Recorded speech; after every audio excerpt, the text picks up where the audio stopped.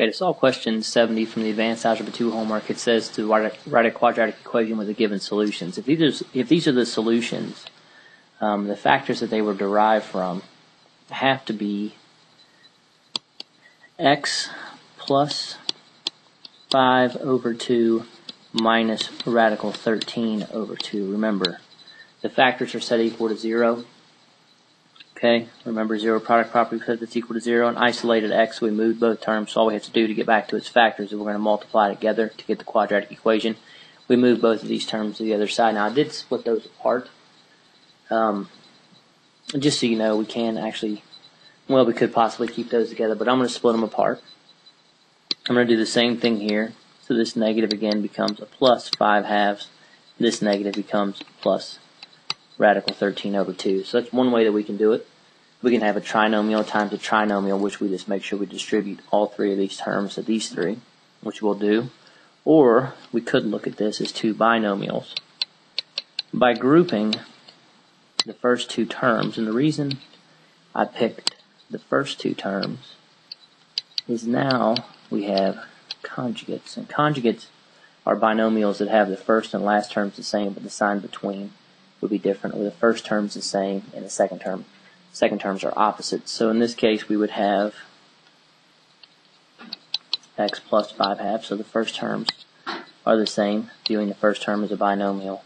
And then here we have a minus, now we have a plus radical 13 over 2. And we'll do the math for both, and you can see which one you like best. So the math over here, we have to distribute here to here to here. So what we have x squared plus 5 halves x plus radical 13 over 2x. We've got to distribute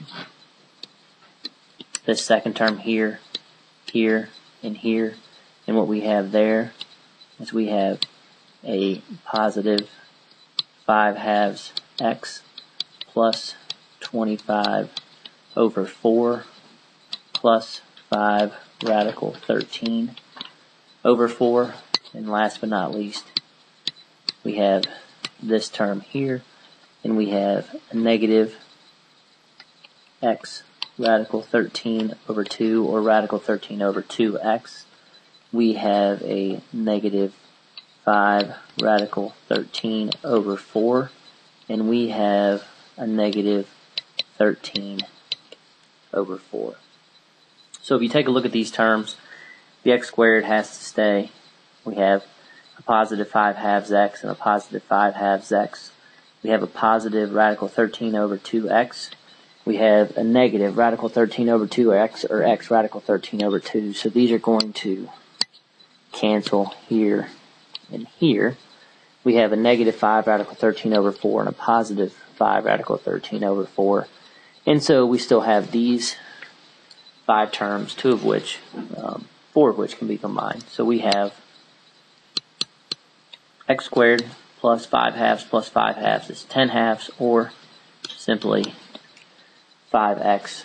And then last but not least, we have 25 fourths minus 13 fourths, which is 12 fourths, which is simply 3. So this is a quadratic function, or the quadratic equation, that has these two x values as possible solutions. So that's one way of doing it. The other way of doing it is viewing these as binomials. Now we're just going to FOIL. Okay, and the way that we would do that, first times first. Now because this is a binomial times a binomial, we do have to FOIL here still. We would have x squared plus 5 halves x plus 5 halves x plus 25 over 4. Now the reason this would be easier is because these are conjugates. Again, first term the same, second term the opposites. O and I will always cancel out. Think of like difference of squares. Difference of squares are conjugates, and so the O and the I always cancel. So I'm not going to multiply the O and the I. I'm just going to do F and L. And then L would be a negative 13 over 4. So we have x squared plus 10 halves x, which is 5x, and 25 fourths minus 13 fourths, which is 12 fourths, or just 3. So in all actuality, I think the math here is much easier, but we do end up with the same quadratic equation that does have both of these values as solutions. So That's two different ways to finish question 70 from the homework.